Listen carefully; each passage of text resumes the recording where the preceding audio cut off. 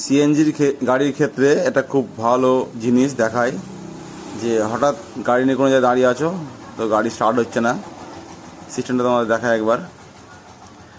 তো চাবি অন করলে সিএনজি আমার ফুল আছে, সেলফ মারছো, সিএনজি লাইটটা ব্লিঙ্ক করছে। তো কেন হয় এগুলা, সেগুলো আমি একদম বিস্তারিত তোমাদের দেখাবো, ভিডিওটা পুরো দেখতে পারলে বুঝতে পারবে।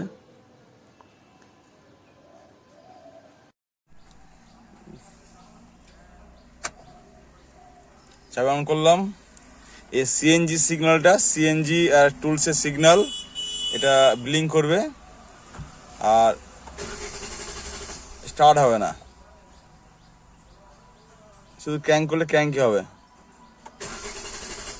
হয়তো এটা কেউ খুলে রেখেছে বা একটুখানি খুলে রেখেছে, এখানে একটা সেন্সর আছে, ওটা যখন চাপ না পড়বে এই ভেতরে, এইখানে এখানে সেন্সর আছে, ওটা যতক্ষণ না চাপ পড়বে ততক্ষণ এটা স্টার্ট হবে না। তো অনেকজনা ফোন করছে বা কী হয়, সমস্যা হবে এটা না লাগালে পরে। তো এই যে সিরিয়াসলি লাগালে পরে তবে গিয়ে স্টার্ট হবে। কিন্তু অনেক সময় কী হয়, অনেকজনা ইচ্ছা করে বের রাখে, তো অনেক মানুষ ভুগে যায় আর কি, এটা জানা থাকলে কেউ ভুগবে না।